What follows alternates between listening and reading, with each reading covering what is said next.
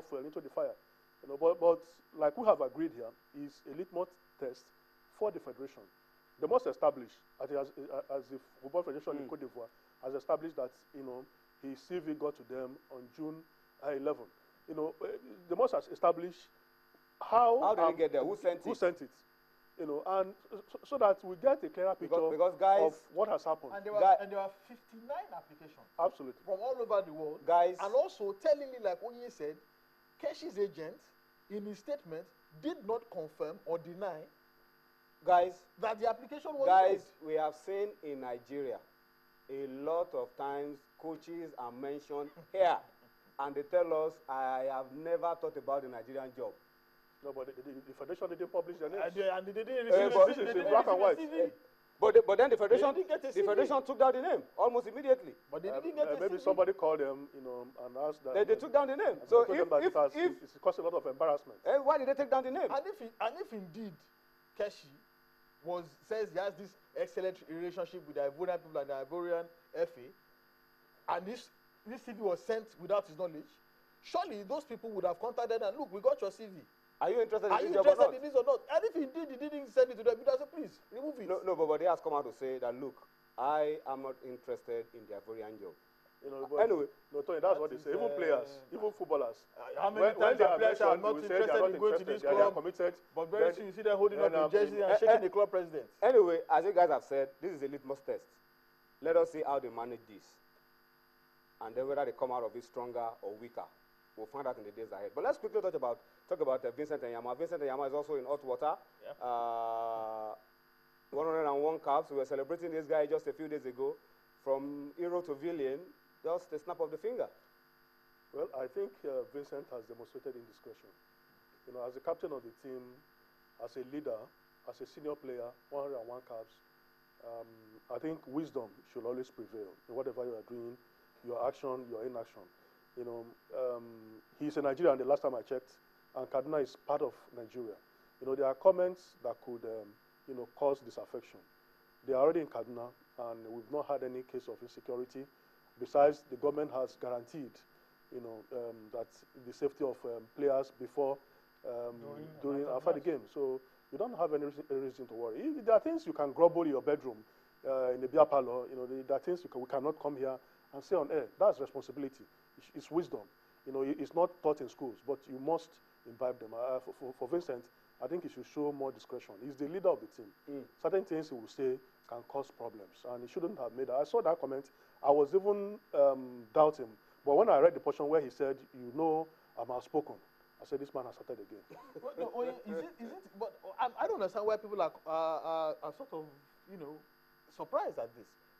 Vincent Enyeama has an antecedent of doing this kind of. You remember the flight to Ethiopia, where him and a few players refused to board the plane? This one is security. You also remember the debacle in Namibia, where he was also fingered as being a ringleader of people who refused to get on the plane to go to the Confederations Cup in Brazil. So I'm not surprised that Vincent Enyeama, he has an antecedent, a history of this kind of disruptive behavior. My only problem with him was that the state government gave you a guarantee. Are you saying that the word of someone like Nasser El-Rufai is worthless?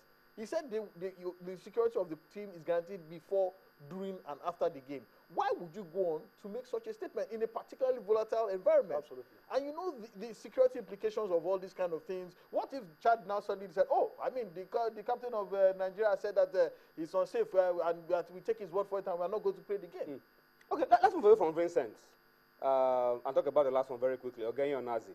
Immediately after the game against Chad, he apologized without anybody's prompting. Yeah. He apologized and was really sorry about his red card and all of that. But now there's a fine, $5,000.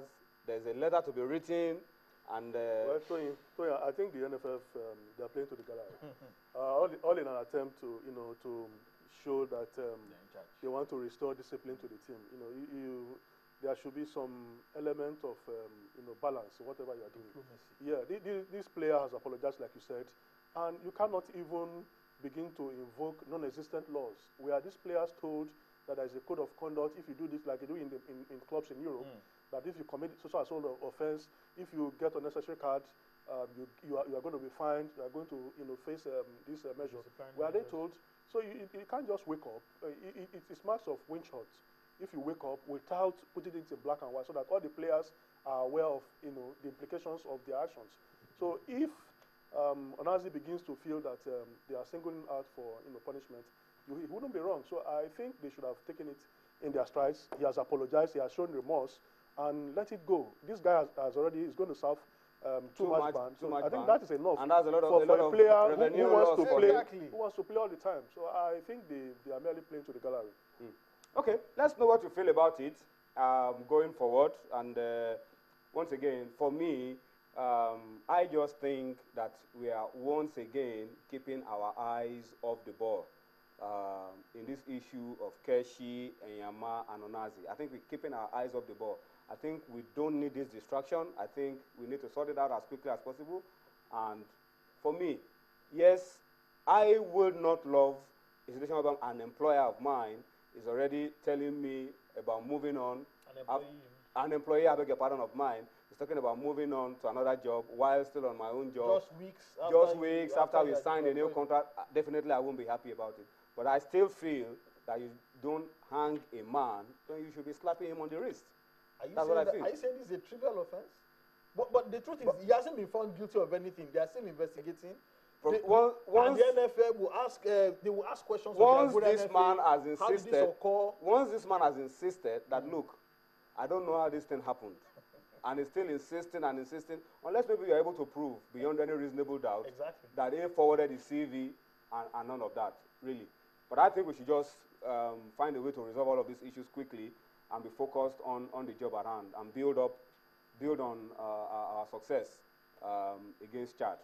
All right, let's move on very quickly and talk about the African Nations Championship. In case you forgotten, there's a tournament by CAF for countries, for teams, for players, I beg your pardon, playing in their own league. It's called the CHAN, the African Nations Championship. And that tournament will be taking place next year in Rwanda.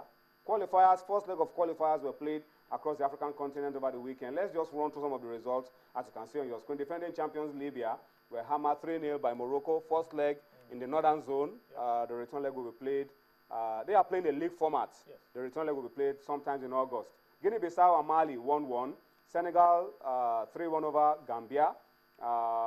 Mauritania 2-1 over Sierra Leone. Tanzania lost at home 0-3 to Uganda. And Mark Noich, the coach of Tanzania, the Dutch coach, was sacked after this game. So they are looking for a new coach. And then Mozambique, 5-1 over Seychelles. South Africa, they were complaining about having an incomplete side, a few hours to the game, but they were still good enough to hammer Mauritius 3-0 in the first leg. Burundi, 2-1 over Djibouti.